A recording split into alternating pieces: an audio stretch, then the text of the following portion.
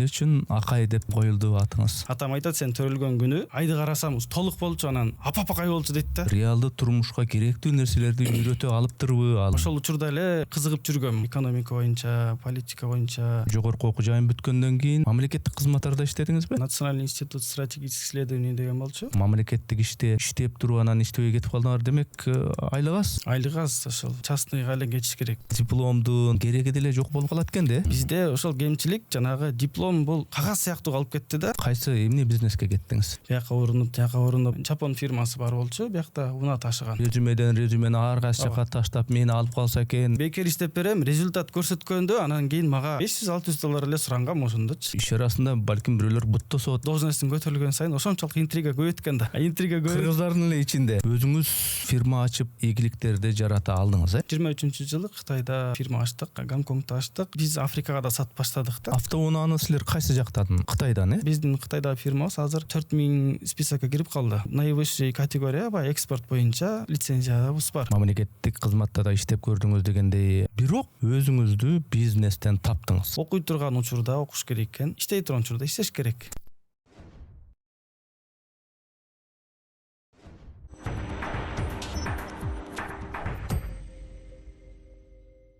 Ассаламу алейкум, арбаңыздар амансыздар, урматтуу көрүүчүлөр, урматтуу катталуучулар. Биз кезектеги пикирлешүүбүздү, подкастты баштайбыз. Менин аты жөнүм Эрнис Кыяз, бизде кезекте мейманыбыз бар. Аты жөнү Акай Кыдыров. Акай мырза, биздин студияга кош келипсиз. Ассаламу алейкум. Алейкум ассалам, чоң рахмат чакырганыңыздарга.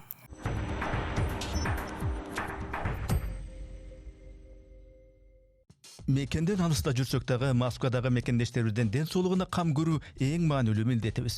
Москвада өз тилиңизде сүйлөп тейлеген жана сизди чын дилинен түшүнгөн кесипкөй медициналык адистердин болушу кандай жакшы. Маманов клиникасы бул заманбап медицинанын жана кыргыз меймандостугунун айкалышы. Клиника төмөнкү кызматтарды сунуштайт. Тиш дарылоодон баштап эң татаал имплантация жана брекет коюуга чейин. Аялдардын ден соолугун коргоо жана кош бойлуулукту кылдат көзөмөлдө. Жогорку тактыктагы УЗИ жана лабораториялык анализдердин бардык түрлөрү. Кулак, мурун, тамак ооруларын заманбап ыкмалар менен дарылоо. Чоңдорго жана кичинекей бөбөктөргө кам көрүү. Биздин клиникада заманбап аппараттар жана көп жылдык тажрыйбасы бар дарыгерлер сиздин кызматыңызда.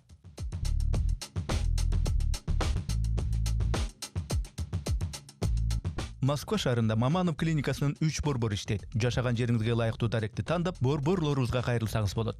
Бизге келиңиз. Сапатыбыз мыкты стандартта. Ал эми мамилебиз өзүбүздүн меймандос кыргыз пейилиндей.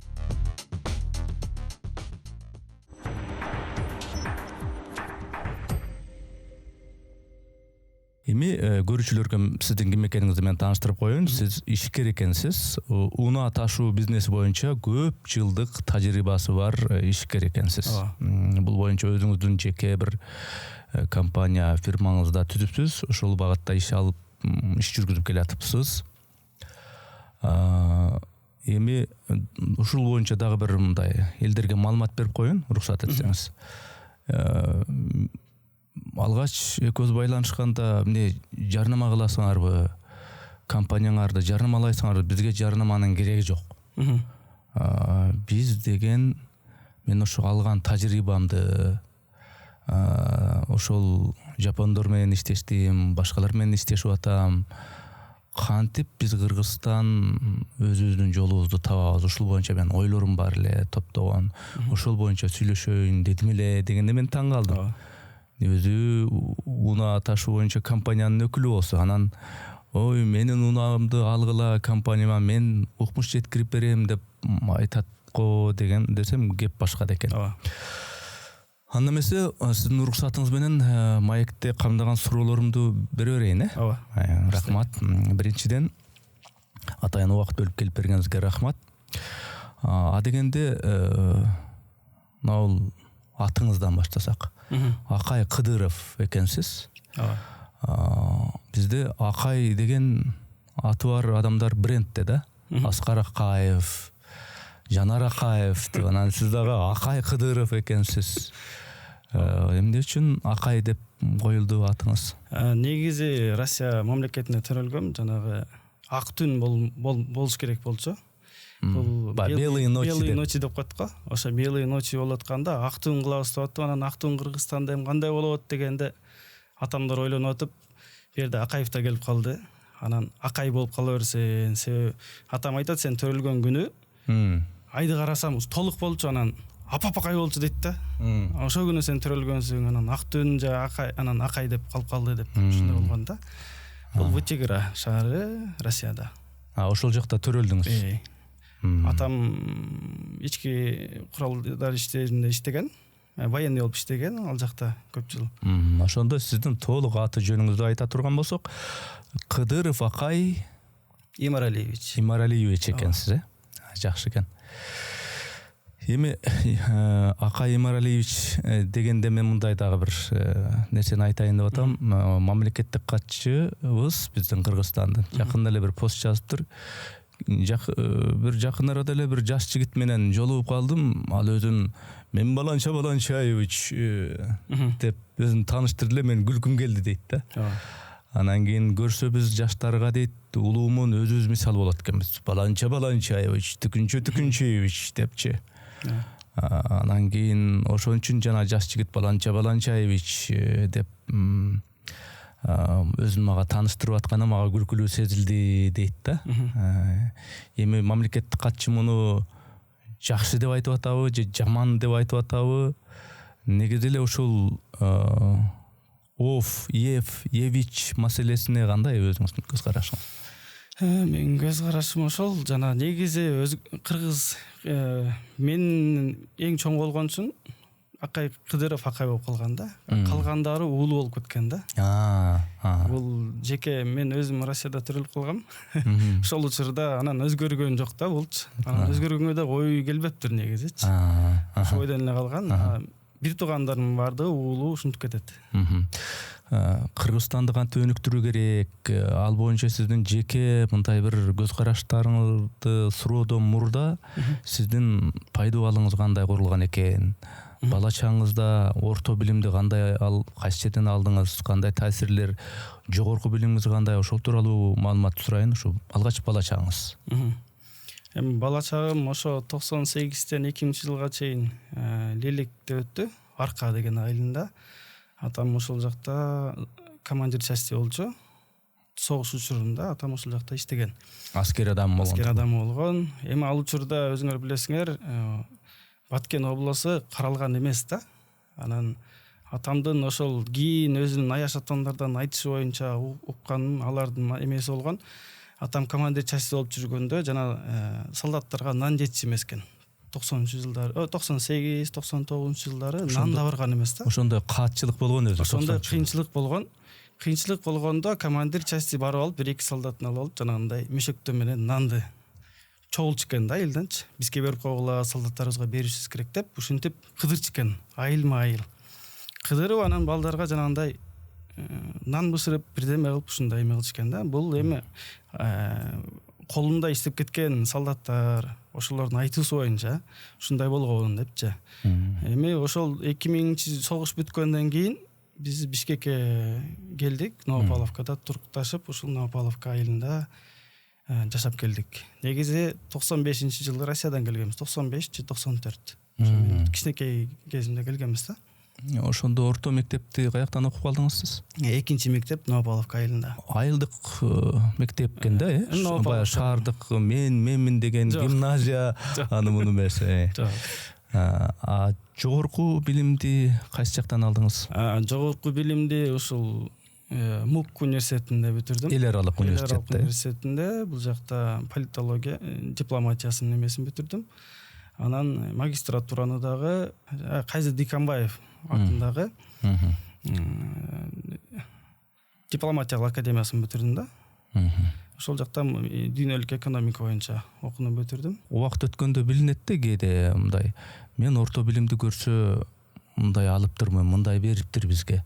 Жогорку билимди кезинде окуп жүрүп бериптирмин, көрсө ойлонуп көрсөм, жогорку билимди бизге момундай бериптир депчи. Ошол багытта эмне айта аласыз? Кандай орто билим бериптир? Кандай жогорку билим бериптир? Реалдуу турмушка керектүү нерселерди үйрөтө алыптырбы ал билим берүү мекемелери? Негизи адамдын өзүндөн да эме болот экен, зависит эткен, мындайча айтканда. Себебинде бизде кызыгуу окугандардын баарды бири-бирибиз менен атаандашып окучубуз да. анан ошондо окугандардын арасынан күчтүү эле чыгат экен негизичи. Группалаштар деле карасам баардыгы бир жактан жеткен да, ар бир өзүнүн тармагындачы күчтүүлөр чыкты. Негизи ошондой окуу мага жакты. Бул мамлекеттик биз көрдүк, көп эле китептер бар экен, бизге пайдасыз сыяктуучу. Эми мындайча айтканда экономика боюнча орустардын академиялык сөздөр менен көп китептер жазылган. Алар түшүнүш кыйын. Аутсанын мисалы үчүн экономика боюнча жазган китептерин окусак, аябай жеңил, ар ким түшүнүп кете берет да. Ушундай өзгөчөлүктөр мен байкагам университетте окуп жүргөндөчү. Анан Оксфорддон же Кембридждин китептерин окуганга аракет кылгам да. Ошол учурда эле кызыгып жүргөм. Ушундай экономика боюнча, политика боюнча көптөгөн китептерди окуганга аракет кылыпчы. Анан айырмачылыгы ошол. Биздики академиялык тил менен аябай көп жазылган, буну түшүнүш өтө кыйын. Аны билиш үчүн бир 200 миңге жакын мындай сөз билиш керек. Анан билүү менен түшүнөсүң да. Чет мамлекеттик китептер бул жеңил жазылган, окусаң түшүнөсүң. Ар карапайым адамга да түшүнүп кете берет. Ушундай өзгөчөлүктөр байкадым да окуу системасындачы.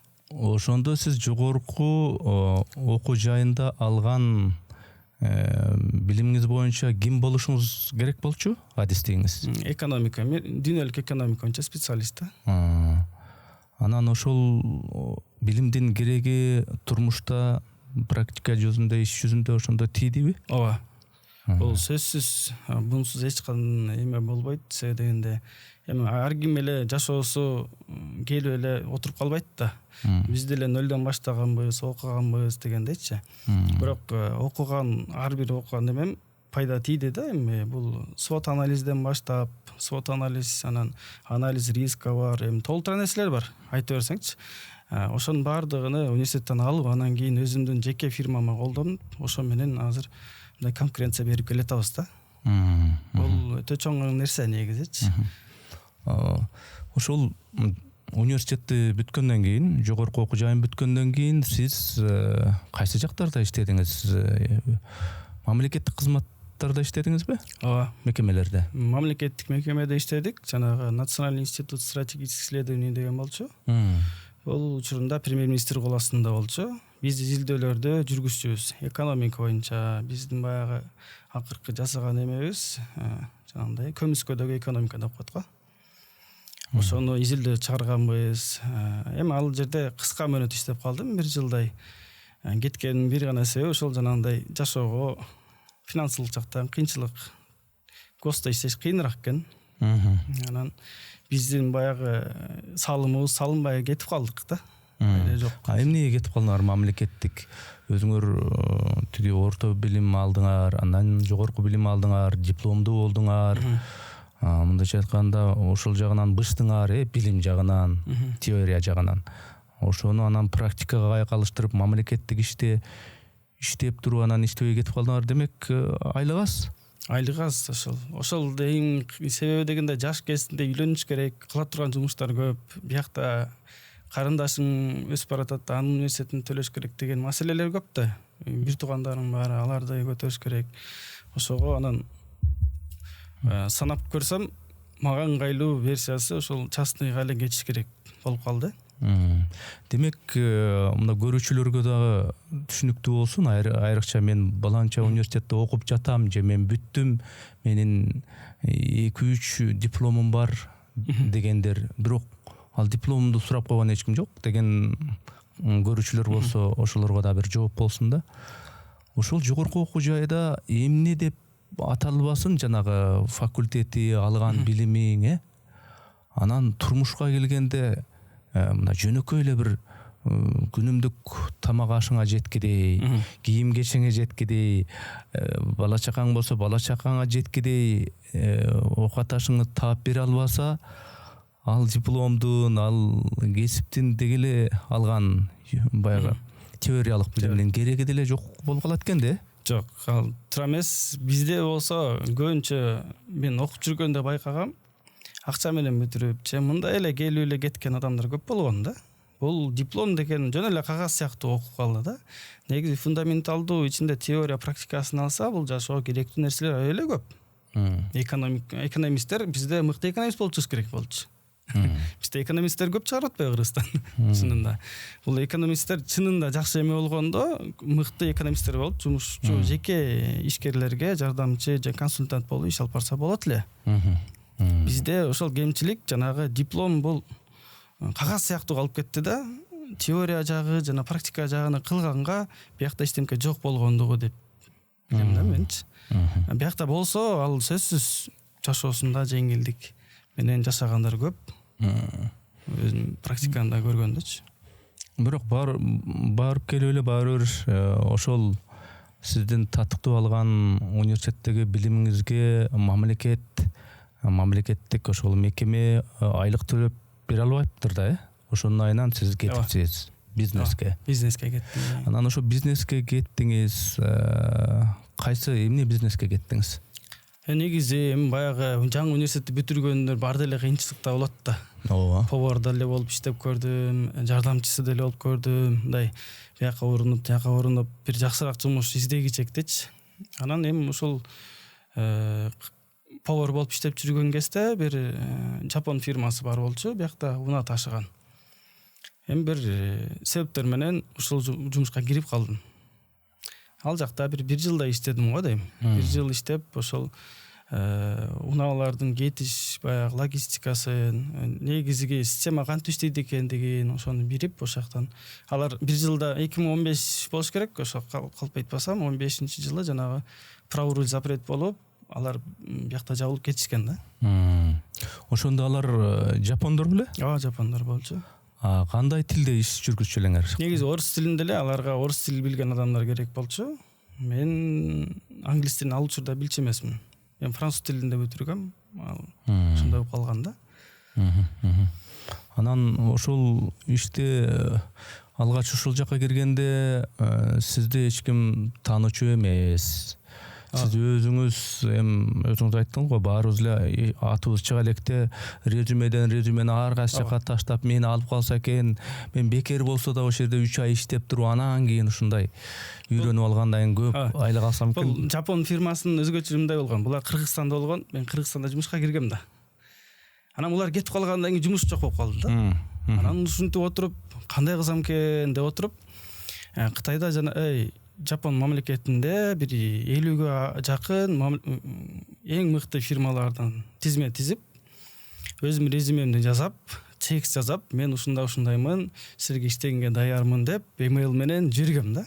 50 фирмагачы.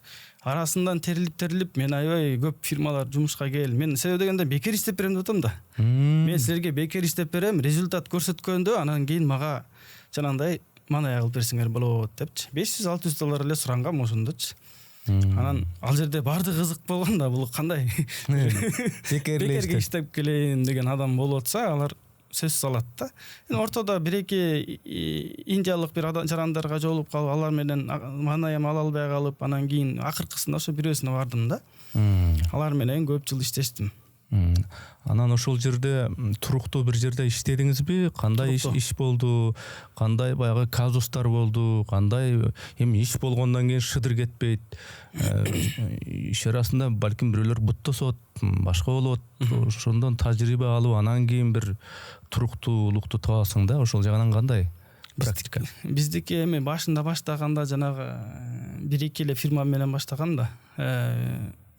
Ал шефтерим болсо биз Шри-Ланкага унаа сатчы. OneBolt деген фирма болчу. Ал Шри-Ланкага сатып жүргөн. Сат элек болчу. А мени болсо орусча билет, Россияга унаа сатат деп мен жумушка алышкан. Анан англис тилин үйрөнүп, жана курстарды кичине үйрөнүп, анан ошо менен кеткем да. Ал фирмада мен эме эле иштечим, жанагындай онлайн эле. Анан сатуу көбөйгөн сайын бир 100 унаага чыкканда алар мен Шри-Ланкага кет деп эме кылышты, ошол жакта офис ачасың деп. Анан ошентип Шри-Ланкада офис ачып башталып калды да. Иш чаралар, анан ушундай эме тиякта япондор келет. Мен биякта Шри-Ланка эмесин карайм. Шри-Ланка ошол жылдары аябай көп каттагам. 2015-жылдарычы, ошо жумуш бүткөндөн кийин эле. Анан ошентип чоңоюп Пакистан, Бангладештен жумушчуларды алып баштадык, бияктан Өзбекстандан алып баштадык. Алардын баарын бир мындай контролдоп иш алып барып жүрдүк. Бардыгынын максаты ошол унаа сатыш. Япониядан башка мамлекеттерге дүйнө аябай чоң. Биз ойлогондой кичинекей бир Кыргызстан рынок эмес да. Ал жакта Ботсвана бар, Малави бар, Кения, мен билбеген мамлекеттер толтура, баардыгынан алчу да уна бизденчи. Ошентип эми арасында жанагындай кийин кыйынчылыктар болду. Жапон мамлекети деле өздөрү билип турасыздар, ал жакта кыргыздар деле көп. Ушундай бири-бирибизге мындай кырылышып атып, бири-бирине жамандап атып, анан баягы эми канчалык эмең көтөрүлгөн сайын, должностьтун көтөрүлгөн сайын ошончолук интрига көбөйөт экен да. Интрига кыргыздардын эле ичинде буттан тартпайлар.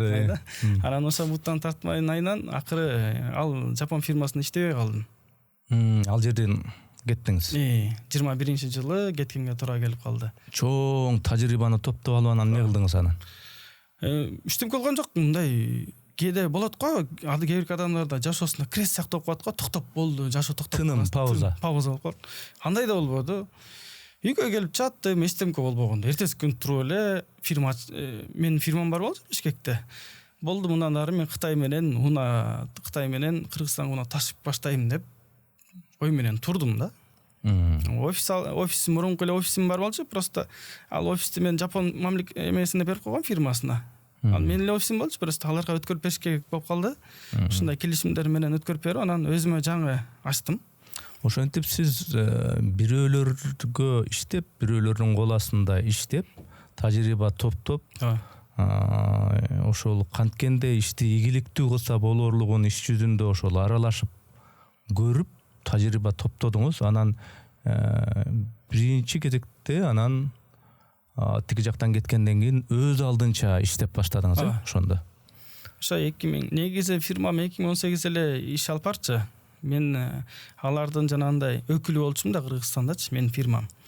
Бирок 21ден баштап өзүбүз иш алып барган фирма болуп, аларга эч кандай эме кылбай. Эмнеде аталат фирмаңыз? Nomad Logistics Osoos. Бирок Nomad Cars бренди менен чыкканбыз. Эми мен ачык эле айтып коеюн, мен ушу авто уна ташуу десе, бүгүнкү күндө жанагы соц тармакты, Инстаграмды, ТикТокту карасаң, баягы кыргыздын жигиттери автоуна сатканда эшиктерин ары бери шуулдап ачып, мынакей ошондой шуулдаган жигиттердин бири келет го десем, сиздики бир аз харизма башкачараак экен, билим, тажрыйба. Өзүңүз фирма ачып баштаганда мындай ийгиликтерди жарата алдыңыз, Ооба. Бирөөлөрсүз эле. Ооба. Биз эми ошол 21-жылы баштап 23-жылы Кытайда ошол өзүбүз фирма ачтык. Анан кийин эле 24кө барганда Гонконгто ачтык. Себеби дегенде биз Африкага да сатып баштадык да. Демек силердин кардар клиентура Кыргызстанда гана эмес? Ооба. Башка өлкөлөрдө дагы. Башка да мамлекеттер бар. Бул эми башында биз баштапкы кыйынчылыктар болуп аткан үчүн Кыргызстан менен баштаганбыз. Бир нөктө жакшы ишке жүргүзүп алгандан кийин анан Россияга өтүп, анан ушинтип Африка, Алжир бар. Африканын аябай көптөгөн эмелер бар. Бул биздин конкуренттерге да бир мындай сөз болсун да. Дүйнө уна сатуу системасы бир гана Кыргызстан менен чектелген эмес. Айтсаңар толтура Эфиопия бар, ушундай мамлекеттер бар. Ал жакка да конкурент болсок болот. Мен мисалы Кыргызстанда конкуренттерди ошол жактан да көргүм келет. Болсун, эмнеге болбосун. Башка дүйнөлүк компаниялар бар, алар иштеп атат. Эмнеге кыргыздардын компаниялары көбөйбөсүн ошол мамлекеттерде? Ошондо автоунааны силер кайсы жактан? Кытайдан, жана Электрода эмес, биздики бензин. Эң көп сатылганы бензин өзү. Электро Кыргызстанга эле. Бирок негизи Кытайдын чыгарган жаңы унааларын кардарларга чыгара алабыз. Кытайдан эми Кытай дүйнөлүк борбор болуп калды. Бул уна чыгарыш боюнча. Анан сатууга келгенде булар завод жеке сатпайт, ошо экспорт компанияларга берет. Экспорт компаниялары өзөрү ошол уруксаты менен сатып берет. Биздин Кытайдагы фирмабыз азыр 4000 списокко кирип калды. жанагындай бул эң наивысший категория баягы экспорт боюнча лицензиябыз бар. Ошо менен жаңы унааларды экспорт кыла алабыз. Жана возврат НДС деген бар, ошону да ала алабыз. Ошондойго чыктык да. Ошол сиздердин жумушта негизги талап, критерий эмне? Сөзсүз түрдө биринчи кезекте тил билиш керекпи? Андан кийинки критерийлер кайсылар? Биздин жумушка алган бир критерий ошол окууну бүтүрүш керек болгон адамдарды алабыз. Жогорку билимдүү болуш керек. Жогорку билимдүү болуш керек. Анан тилдерди билсе аябай жакшы. Мисалы эми бул рынокко жараша кээ биркилерди аргасыз Россияга беребиз. Бирок азыркы учурда араб тилини, испанский тилди, французский, англис тилин билген адамдар бизге жетишсиз. Өзүнчө бир проблема биздин фирмадачы. Адамды таба албай атабыз да. Жумушубуз бар, бирок адам табыш менен кыйынчылык да. Ошентип өзүңүздүн компанияңызды, фирмаңызды ачтыңыз, анан кандай кадамдарды жасадыңар? Башка дагы мындай бөлүмдөрүңөрдү, филиалдарды ачтыңарбы, жайылдыңардыбы? Азыркы учурда ошол орозо бүтүшү менен бизде команда даяр. 2 бала азыр Алжир мамлекетинде. Же Скикта деген портко жакын, же Алжирдин өзүнүн порт жакта офис ачканы турабыз. Ал жерде бизде кардарларыбыз азыркы учурда күн сайын көбөйүүдө. Анан аларга документтерди өткөрүп бериш, ушундай унаа келгенде жардам бериш, консультация бериш, растаможка кылганда жардам бериш үчүн бизге команда керек, жана сатуу бөлүмү. Анан ошол жерде азыр ачылган турабыз. Ошол орозо бүткөндөн кийин 1-2 жумада буюрса биз дагы ошол жакта ачылып чоң эме кылабыз да. Ачылыш кылабыз ал жакта. Жалпы жонунан канча киши иштейт силердин компания? Бизде Кытайда 8-ден 10га чейин, баягы партнер логистикалар курсаң алар көбөйүп кетет. Негизи фактически иштегендер 8-ден 10 адамга чейин, границада адамдар менен кошо. Бишкекте 10-15. Россияда дагы бар. Ушинтип көйүп бартабыз. Эми азыркы учурда ошол жакта бир 12 киши алганы турабыз да. Алжир мамлекетиндечи. Кытайдагы иштеген кызматкерлериңер сөзсүз түрдө кытай тилин билет? Аларды мен өзүм кытай тилин билбейм, ошого англис тилинде билгендерди гана алгам жумушка. Эми Кытайда англис тилин билгендер бар да. Чыгат. Ошолорду алгам. Эми мына мамлекеттик кызматта дагы иштеп көрүпсүз. Айлык аздыгынан ал жактан кеткенге мажбур болупсуз. Мына ишкердикти, бизнести дагы көрүпсүз, тажрыйба топтопсуз. Ага чейин эми 5 жыл жогорку окуу жайында билим алдыңыз. Мамлекеттик кызматта да иштеп көрдүңүз дегендей. Бирок реалдуулугун алганда өзүңүздү бизнестен таптыңыз. Барды өз убакыт сааты менен келет экен, жашоодочу. Окууда окуп алыш керек экен. Менин жашоодо принципим ошондой. Окуй турган учурда окуш керек экен, иштей турган учурда иштеш керек. Анан мисалы мен артка карап эч качан кайгырбайм.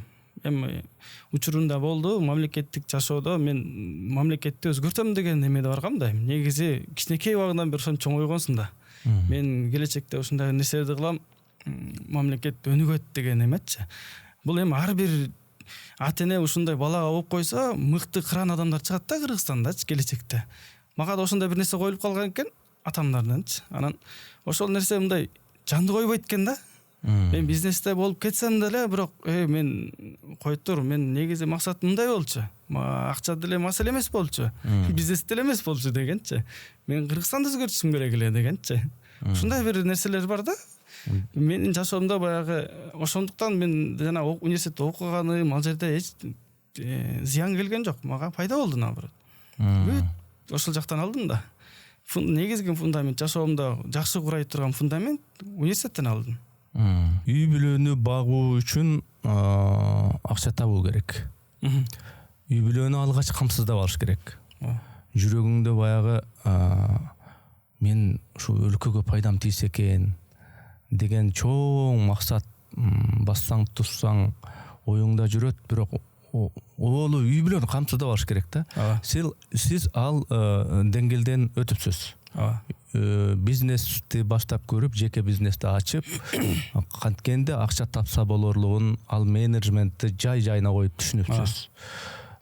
Мындан ары деле ошол туруктуулукту сактап, ошол стабилдүүлүк менен акча таап коюп, үй бүлөңүзгө, баскан турганыңызга, эс алууга коротуп коюп жүрө берсеңиз, демек болот экен, боло берет экен.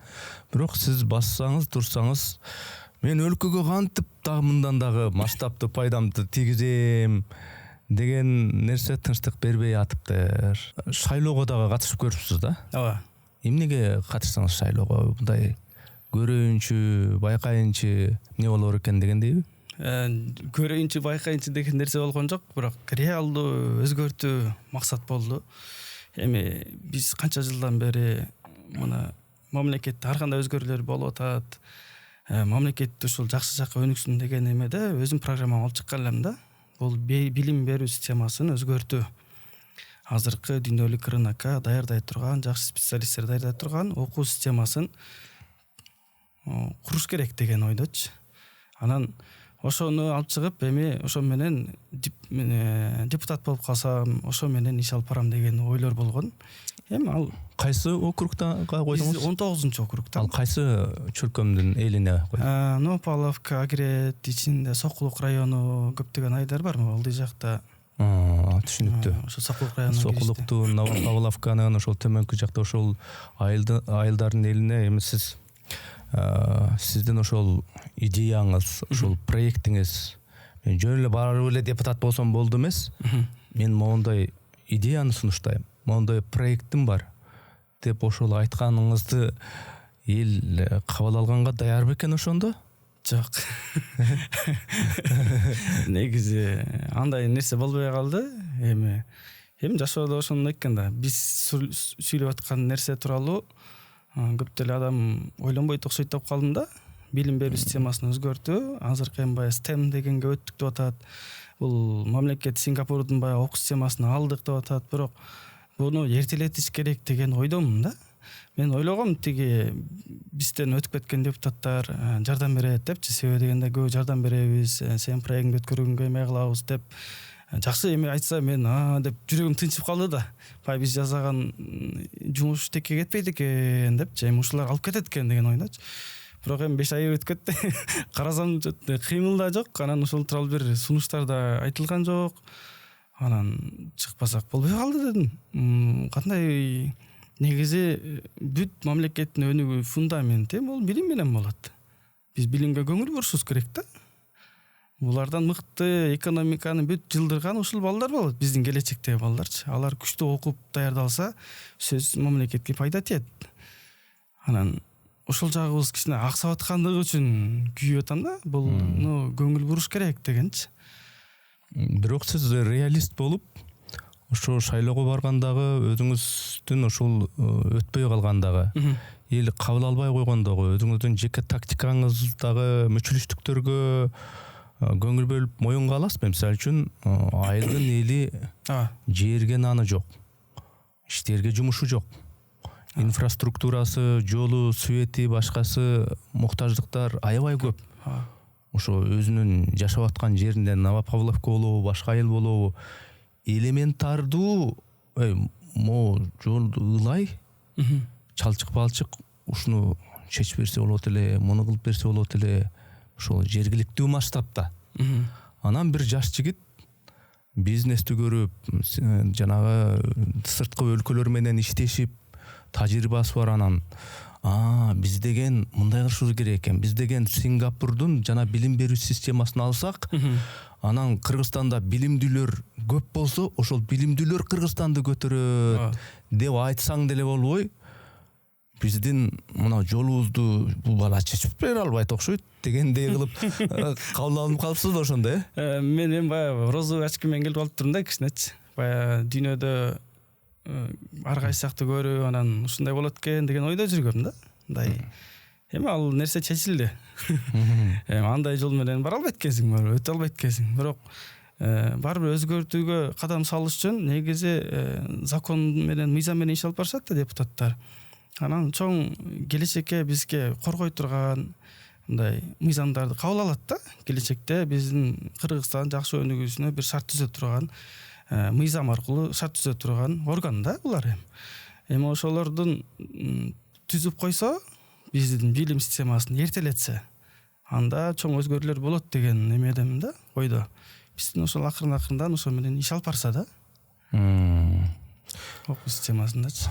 Бирок шайлоо компаниясына кааласаңыз, каалабасаңыз акча кетерин, буга өзүнчө бир акча топтоп алып анан барыш керек деген. Ал жерге жөн эле барып алып, элим менин идеям бар, менин концепциям бар, угуп койгулачы десең, укпай тургандыгын сиз мындай түшүндүңүзбү? Ооба, кийин түшүндүм да, бирок. Бул мындай болуп калды да. Чет мамлекет негизи болсо, гос мурунтан бери эле бул өзгөртүү деген нерсе менде куюлган болчу. Анан бизнеске баргандан биринчи гана себеби бизнесте тапкан акчам бул мага келечекте ошол Кыргызстандын жакшы жакка өнүктүрүшүнө пайдаланам деген ойдо кеткем да, гостончу. Анан ушинтип эми жашоо ушундай болот экен. Шайлоо туруп болуп калды. Кезексиз шайлоо болуп калды го. Өзүңүз деле байкадыңыз. Анан карасам эмем жетет экен. Бирок ошол күнү учуп аткан болчумун. Бир жака учуп аткан элем, Кытайгабы же бир жака учуп атканмын да. Анан кетердин астың ошондой болуп калды. Анан баарын жыйыштырып, мен барбайм, силер кетергиле деп жумушчулар кетирдим да. Анан шайлоого катышмай болдум. Бир негизи бул шайлоого жылдап даярданат экен элдерчи. Бизге окшой эле келип туруп каршы албайт. Эми биз деле колдон келишинче жанагындай расход кылдык, бирок ал өтө деле көп эмес. Жашыруун болбосо ошол шайлоого катышып көрүңүз, канча сарпталды? 970 миң болду окшойт. Орто эсеп менен. Кичине 5 миң нары бери болушу мүмкүн. Бирок сиз даярданбапсыз да, мындай ага чейин бир атыңызды тааныптып, мисалы үчүн ошол масштабта мындай улак берип дегендей, балким трансформатор койдуруп берип, ким кой десе бананча койдуруптур деп. Жок, андай болгон жок. Андай ой болгон эмес, айтып атпаймынбы, ошол кичине бир алсыраак болуп калгам. Мындай нерседен себеби бизнесте жүрүп биз эми фирманы ойлоп, тигини кылып, буну кылып жүрөбүз да. Бирок андай ой келбептир, эми түшүндүк да. Эми демейде ушундай баштан өткөргөн ушундай практикадан улам мындай бир ойлорду айтышат. Эл өзү ушундай, деңгээли ушундай экен да. Элдин деңгээли али ага жете эле экен да деп мындай акырында негедир эл күнөөлүү болуп калгандай, эл даяр эместей, элдин деңгээли ошондой болуп калгандай туюлат да. Бирок кечке эле эл өзү ошондой дей бербестен, балким ошо элди ойготуу, элдин көзүн ачуу, эл кайра эле жанагы ошо бизге ким улак өткөрүп берет экен, ким соорунду көп коет экен, ким келип биздин могу жерге шагыл төгүп берет экен деген деңгээлден жогорулатыш үчүн балким биздин азаматтарыбыз өзү четти көрүп келген, өнүгүп аткан өлкөлөрдөгү системаны көрүп, ошого аралашып бир ийгилик жараткан жигиттер эл ушу түшүнбөй койду мени дей бербестен өздөрү аракет кылаттыр. Кантип элдин ойготобуз, көзүн ачабыз депчи. Эми шайлоодо бир нерсе айта кетейин. Жанагы бизде шайлоо болгондо Россиядан аябай көп баягы мигрант болгон адамдар шайлаптыр да магачы. Негизи аларга ыраазычылык билдирем. Эми көпчүлүгү да бар эмес. Анан ошо шайлаган адамдардын эң жашоосунда маңызы ошо өзгөртүш да. Алар байкуш ошо мигрант болуп Москвада жүрөт, кыйынчылыкта, башка кылат, бирок карап атса ошол биздин идея жагып калып, фундамент ушул жакта экен турбайбы депчи. Себебинде ар бир мигрант түшүнүп турат, билимсиз кетип калган мигранттар бизде баягы тенденция күчөп кетти азыркы учурда. 18-19 мектепти бүтүрөр менен эле Москвага кетирип салыш дегенчи. Ал күчөп баратат да күнгө. Ал негизи коркунучтуу. Ар бир ата эне ойлонуш керек да, мен балама кандай билим берем дегенчи. Билим берип туруп кетирсе башка нерсе. Анан мигранттар түшүнүп эле турат. Ошентип кыйынчылык менен барып, кыйынчылык менен иштеп, жанагындай мындайча айтканда бир өлкөгө бир кара жумушчу мандекер кылып иштеп кел деген эми бул эми болбойт. Бир намыс дагы болуш керек. Эми түшүнөбүз аргасыздык экен, бирок билим маанилүү экен деп атасыз да.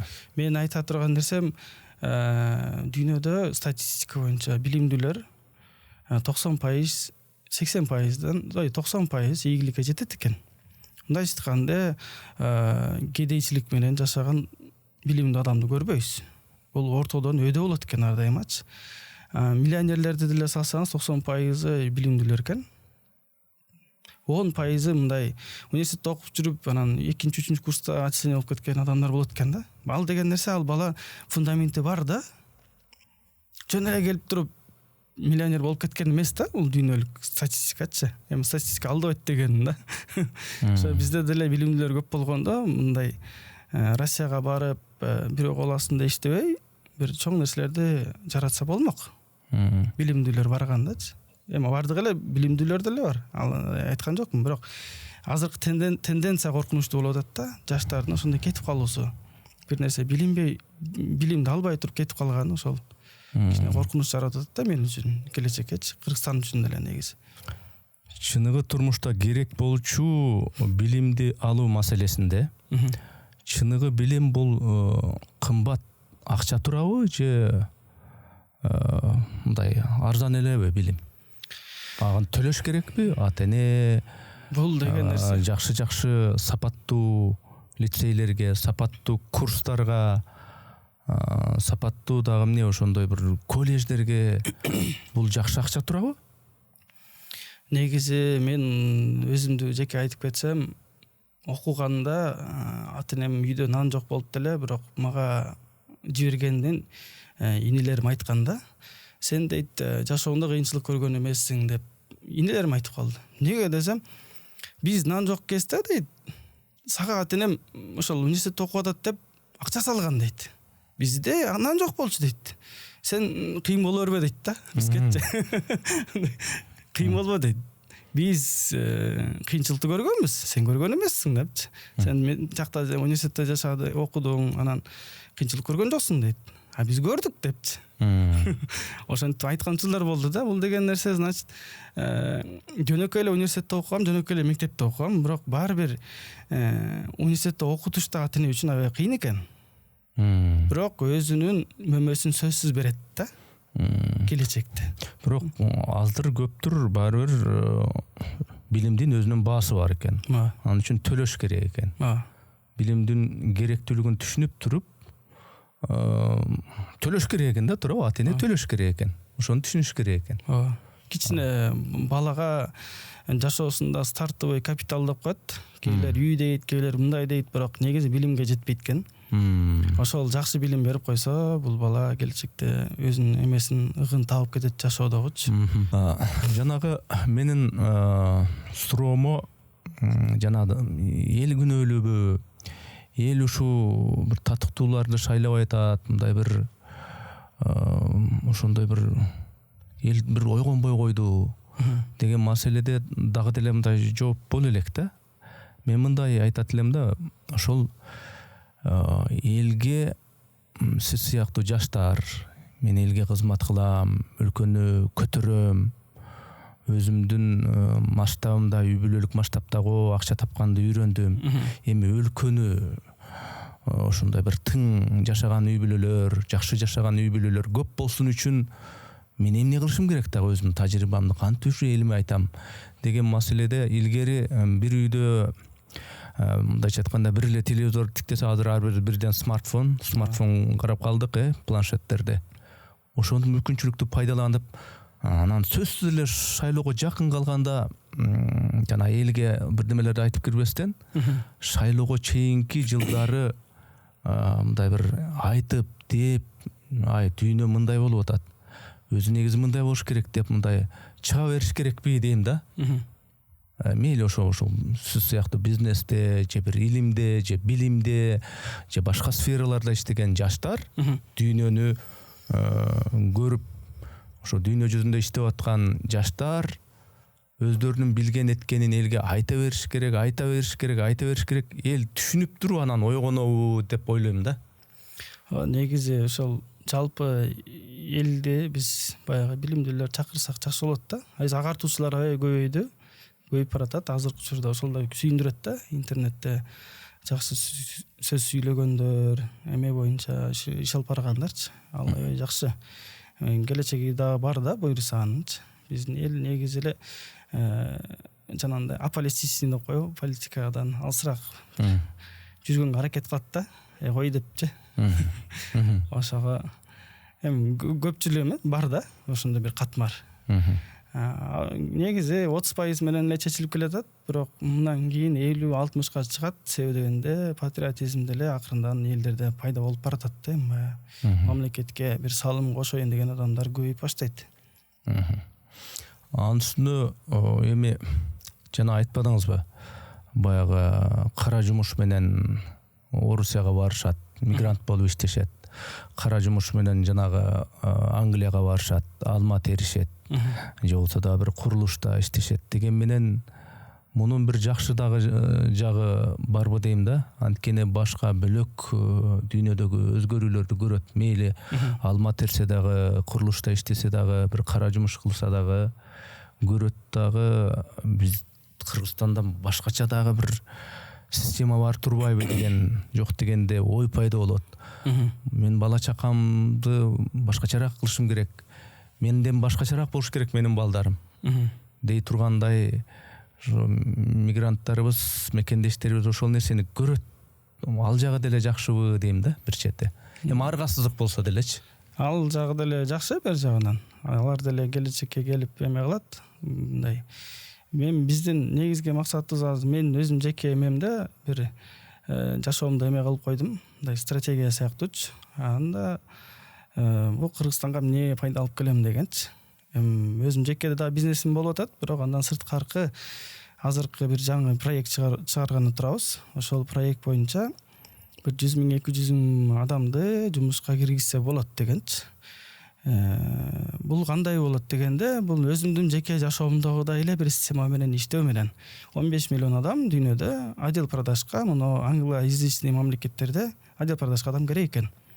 Ана жанагы бек офис деп коет. Бул эми баягы кызматкерлер жана телефон чалса, ушул жака кириңиз, бу жерде муну кылыңыз, тигини басыңыз дегендечи. Жоп телефон операторлору, алардын манаясы негизи 700 000ден нары да. Эми биздин баягы курста келечекке болгон салымыбыз ушул курсту ачсак, ал курста англис тилин үйрөтүү менен чогуу sales strategy деген бар, Кембридждин бир курстары бар.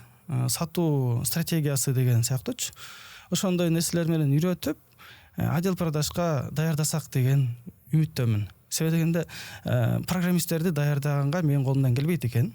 Бул мамлекет иш алып барыш керек экен. Колумдан келе турганы ошол жанагы жеке англис тилин үйрөтүп, бир кичинекей навыктарды үйрөтүп, жумушка киргизип койсом, ошол мага ошону кыла алат экем. Жеке өзүмдүн фирмамдын азыркы возможностума жараша, акчама жараша мындай карап койсом, ошол эле колдон келет экен. Ошону кылсак, буйруса, адамдарды жумушка орноштуруп, аны барыштын кереги жок. Европага барбайт адамдарчы. Алар бир жерде отуруп эле иштей берет. Үйдө жатып алып деле иштей берет. Негизгиси алар англис тилин билиш керек, жанагы технологияны билиш керек. Сатуу стратегиясын. Ошондой эмелер бар, курстар. Ошол курстарды окутуп эме кылсак, эми колдон келишинче бир 100-200 000 отдел продажга кыргыздарды киргизсек деле бир чоң жетишкендик болот да.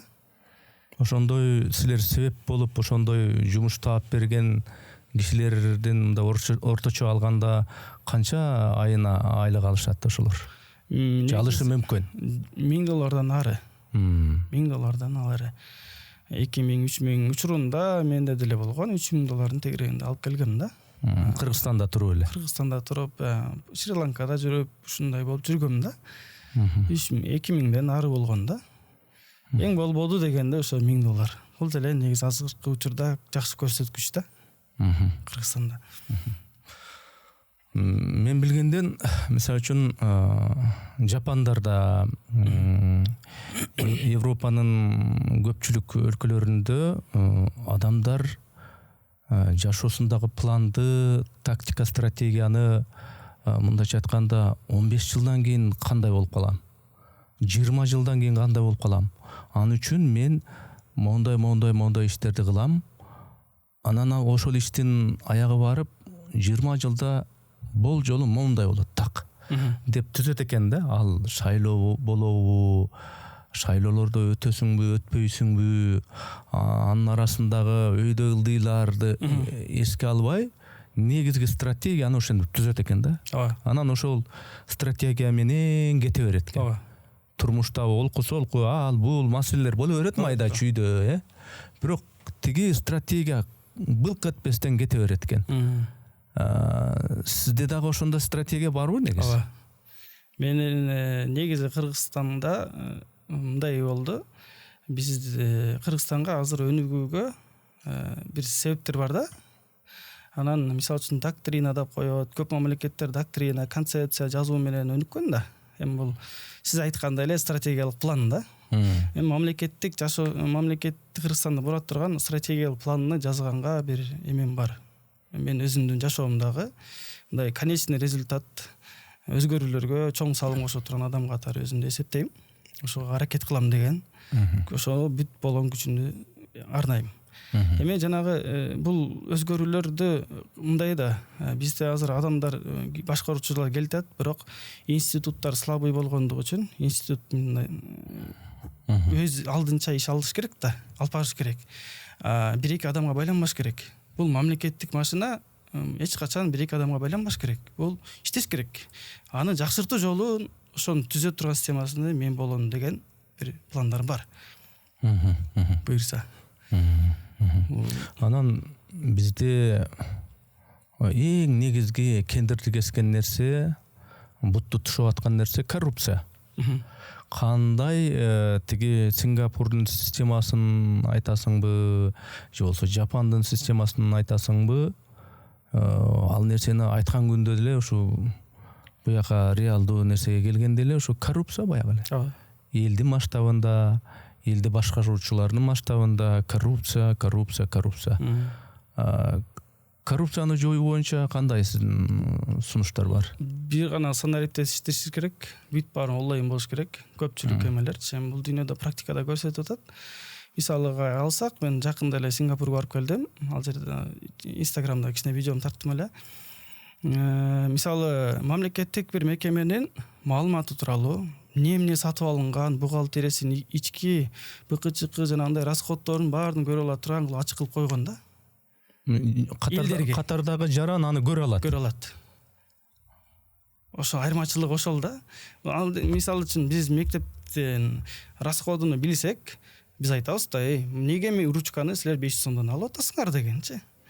Санариптештирип жанагындай онлайн кылып койсок, баарын көрө ала турган кылсак, ошондо өнүгүү болот. Демек, коррупцияны жое турган жолу ушул. Демек, жанагы парламентте чоң документтерди карашат, ратификация болот, чегара маселеси болобу, же бир жолду реконструкциялоо боюнчабы, же бир курулушка бир сырттан кредит алып анан кийин пайдалануу боюнча ал кредитти эл төлөйт да. Эл төлөйт. Анан кийин ошол кандай негизде мындай келишимдерде эмнелер сөз болуп тур, аны жарандар ачык көрө ала тургандай бир система түзүш керек деп атасыз да. Эми баягы керки маселелер бар, айтылбай турган. Жанагы ички иштер, купуялуулук нерселер бар, аны чыгарбай койсо делет, бирок башка жерлер бар да. Мисалы үчүн мектептер канча болуп атат, же бир мамлекеттик ишкана кандай иш алып барып атат билбейбиз да. Ал минуска кетип атабы, плюска кетип атабы, ошонун баардыгы ачык айкын болсо, Кыргызстанда өнүгүү бат эле болуп кетет. Таможняда проблемаларыбыз бар. Аны дагы мындай жарыялап ачык туруш керек. Биз көрүшүбүз керек, реалдуу кандай болуп атат. Ошондо өнүгүү бат эле болуп кетет. Буну коррупцияны жое турган жол ошол эле. Чыгылып жанагы адам менен адам контакт боло турган себептерди жоюш керек экен да. Алып коюңуз, сүйлөшүп коюңуз, кое берип коюңуз деген нерселер болбой тургандай. Санариптештирсек, эми бул дүйнөлүк практикада негизи ООНдун дагы жасаган системалар өйө көп. Таможнясында болсун, учурунда баягы Саакашвили деле келип туруп ООНдун таможня системасынын жанагы мындай айтканда СРМ деп коет го, жанагы СРМ менен эле бир киргизишип туруп, анан көрүшкөн да, таможнядагы көрсө көптөгөн жанагындай либо акчалардын баары, махинациялардын баары топтолуп, жакшы мамлекетке пайда алып келип калды да. Эми ошондой эле сыяктуу бизге деле ар бир мекемеге ошондой кылып чыксак, өзгөрүү бат эле болот. Демек, коррупцияны жоюу боюнча бир жаңы велосипед ойлоп табуунун кереги жок. ооба Өнүккөн өлкөлөрдө деле далай уурулуктар, коррупциялар болгон. Алар ошол жаңы ошол системаны колдонгондо ал уурулуктар кыйла кескин азайган. Аны өтө деле эме кылыштын кереги жок, ал бар да. Бизде баягы велосипед чындап эле айткандай кылыштын кереги жок. Ал эле коюп койсо болот да. Просто эми кээинки тармактар бизде жеке менчик бизнес сыяктуу болуп кеткен да. Мамлекеттик жумуш бул бизнес эмес. Бул элге кызмат кылуу да. Кээинки адамдар боюнча бизнес сыяктуу, жеке бизнес сыяктуу болуп кеткен ар кайсы тармактар. Анан ушундай өзгөрүүлөр киргенде алар тоскоол болуп тура беришет да. Жок депчи. Бул менин окатым дегендей кылып. Өмүр бою ошо өзүнө менчик болгондой. Андай болбош керек да негизичи. Андай эч качан болбош керек. Ал мейли ошол президенттин деңгээлинде, өкмөттөгү иштегендердин деңгээлинде, мамлекеттик мекемелерде иштеген деңгээлинде баардыгы ачык айкын болуш керек дегендей. Алар болгону убактылуу, мындайча айтканда, ошол ишке жалданган гана бир адамдар. Ооба. Эми бул коррупция деген маселе, мисалы, жеке фирмамда деле болот. Ал жакта эле интерестер кирип кетет, ал жакта деле жанагындай ортого отуруп алгандар болот. Ар кандай. Бирок биз деле буну санариптештирип, жана СРМга киргизип, ар бир нерсени контролдоп, анан кийин жок кылдык да. Бул жеке фирмаларда деле болот экен да. Чечүүсү бир гана ошондой. Санариптештирсек, ошондо чечилет да. Эми мен соңку суроом ушул маектеги. Кыргызстандын келечегине көз карашыңыз. Буга чейин ушул бир катар өлкөлөрдөгү системаны, өнүгүү бир жолдорун, бир процесстерин байкап, ойлонуп жүргөн жигит катары келечегине, Кыргызстандын келечегине багыңыз кандай? Оптимистсизби же пессимистсизби? Кыргызстан бир өнүгө турган потенциалы бар өлкө деп атасак болобу? Ооба. Себеби дегенде жапондар менен иштеп жүргөндө бизден эч кандай айырмалыгы жок. Жапон адамдарычы. Бизге окшош эле? Бизге эле окшош. Колу бар, буту бар дегенде эле кадимки уктап калат, кээде жумушка келбей коет, ушундай жалкоолонот. Биздин айырмачылык ошо бир гана билимде да. Бизде жок, аларда бар. Аларда күчтүүрөөк деген бизде деле бар. Бирок алардыкы күчтүүрөөк болгондук үчүн кичине алдыда жүрүшөт да. Билими жагынан күчтүүрөөк болгон үчүн алдыда жүрүшөт. Биз кичине ага жетиш үчүн биз дагы окуп анан жетебиз да. Бизде потенциал негизи күчтүү. Элде чыгарса болот. Жалпы эл ойгонуп эме кылсак, ал бат эле болот. Биз 5 миллион, 7 миллион адамбыз да. 7 миллион адам ал оңой эле. Башка андан да чоң мамлекеттер, мындан да чоң проблемалар менен иш алып баратпай. Биздики негизи 7 миллион адамга жеңил эле чечсе болот да.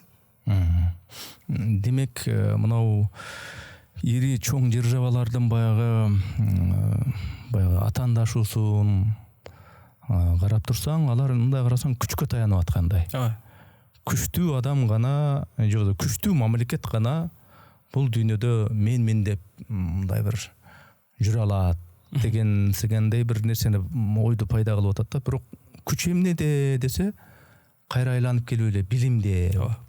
Ошол эле жанагы дрондорду, ошол эле баягы Американын баягы согуштук техникасына себеп болуп берчү, жанагы космоско чейин аппараттарын чыгарып, Илон Маск болобу, же болсо могул соц тармактын бир топ түрлөрүн ойлоп чыгарган ошол эле тиги Цукерберг, ошол сыяктуу Билл Гейтс, мындайча айтканда, илим билимдин алдыңкы бир жетишкендиктерин чыгарып аткан жарандар, кишилер ошол Америкада болуп атат да.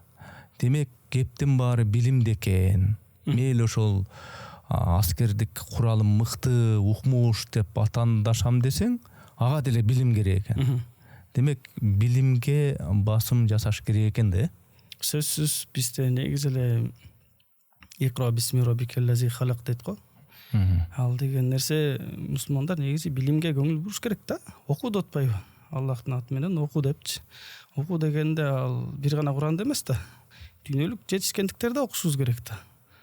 Бизде негизи исламдын өнүгүүсү, мусулмандардын өнүгүүсү бир темпке чейин аябай өнүккөн да. Бизден наоборот Ибн Сина чыккан, анан Европа бизден алган, ушундай сыймыктанган адамдар болгонбуз да биз учурунда. Дүйнөлүк тарыхта мусулмандар биз менен сыймыктанчу, Европада, башка жакта сыймыктанган адамдар болчубуз. Анан эми бир себепкерлер менен Биринчи дүйнөлүк согуштан кийин мындайынан төмөн түшүп кеттик. Кезинде мусулмандарда, мусулман цивилизациясында эмне деген чоң китепканалар болгон. Элде жок китепканалар бизде болгон да. Кыргызстанда деле Токмокто мисалы үчүн Буранын жанында билесиздер, аябай чоң китепканалар болгон. Учурунда кандай эмелер болгон да, жетишкендиктер. Эми бул бардыгы билим менен гана болот да. Биздин жалпы элибиз ошо билим менен эме кылсак, келечекке чоң эле эме болот. Ошого мен мисалы үчүн ар кайсы жерде билим тууралуу сүйлөсөм, бул жинди болуп калган деген сыяктуу адамдар да чыгат да. Бул билимди эле сүйлөй берет депчи. Негизи фундаментибиз ошол бизди сактай турган нерсе. Сиз азыр канча жаштасыз? Мен 35. 35 жашта, Анан азыр эле мен ушул программаны мына азыр жыйынтык дайындап атсам, бир арабча бир аятты мисал келтирдиңиз. Бул ислам жагына, дин жагына кандай мамиледесиз? Негизи окугам. Намаз окуп эме кылгам да. Медреседе окугам учурунда. Медреседе окугансызбы? Эми учурунда ал кичинекей убагымда болгон андай нерсе. Негизи көптөгөн китептерди окудум да. Намазда окуйм, ушул. Бул келечекте өнүгүү бир гана билим менен болот деген ишеничтемин. Общий эле. Мен негизи бирдеме болсо эле динди чаптап эле, динди кошо тыга коюп эле ошенткендик эмес. Негизи ушул инсандык жеке өнүгүүдө, коомдук өнүгүүдө, могу руханий ошо айрыкча ошол руханий дегенде бул бир эле ислам дини эмес, деги эле ошол руханий бир мындайча изденүү, руханий ошол баалуулукту кошо алып жүрүү канчалык деңгээлде ошол инсандык жана коомдук өнүгүүгө таасир этет? Негизи ошол негизи бир нерсени түшүнүп калдым, бул динде жүргөн адамдарда бир иммунитет бар да. Ал иммунитет кичинекей убагынан намаз окугандан башкадан пайда болот да. Анан кээинки адамдарга окшоп ар нерсеге эле тыгылып кете бербейт да. Жаман нерселергечи. Анан мисалы жаман болуп аткан нерселер дегенде эми мен бизнесте көрдүм, Кытайларда аябай күчтүү бизнесмен акыл жактан, башка жактан, бирок напсисин кармай албайт да. Бүгүн барып туруп $300,000 казиного отуруп коюшу мүмкүн. Менин шефтерим болгон андай. Фундаменталдык бир эме жок да, иммунитет токтой турган. Эми акча көбөйгөндө азгырыктар да ошончолук көбөйөт да. Көбөйөт, бирок эми бул менин баягы исламда тапкан нерсем ошол мага ошондой фундамент болду да. Иммунитет сыяктуу көп нерседен арылдым да. Өзүнүн жеке чогуу жүргөн бизнесмендер менен көбүнөн байкадым. Көбү ошондой болчу. Баягындай казиного, Шри-Ланкага барып, мисалы мен шефим акчаларды утуруп койгон. Жашоомдо ошондой адамдарды жолуктурганда алардан алыска болгонго аракет кылам. Себеби дегенде аларда коркунуч бар, сен акчаңды коротуп коюшу мүмкүн да, бир күндөчү. Ошого мындай тартасың да. Анан өзүңө жараша адамдарды издейсиң, партнерлорду башка болсунчу. Демек руханий баалуулук ошондой учурда адамга сөзсүз керек тиет. Жанагындай бийлик байлык менен сыналат, же жокчулук менен сыналып калышы мүмкүн, банкрот болуп. Ошондойдо жанагы напси маселесинде, ички чыдамкайлык, сабырдуулук маселесинде руханий баягы баалуулук сөзсүз керек тиет дегенди айтып атасыз да. Бул өзүнчө бир иммунитет, фундамент да. Анда мен суроолорумду берип бүттүм. Жакшы мындай бир жоопторду бердиңиз. Бизден ушул суроо жооп биздин маегибиз, подкастыбыз. Бизди көрүп аткан көрүүчүлөрдүн ар кайсы муунуна, катмарына кайсы бир деңгээлде пайда берет деген менин үмүтүм бар. Сизге үй бүлөңүзгө тынчылык, ишиңизге береке, жараткан сизди туура жолдон адаштырбасын, бар болуңуз. Чоң рахмат.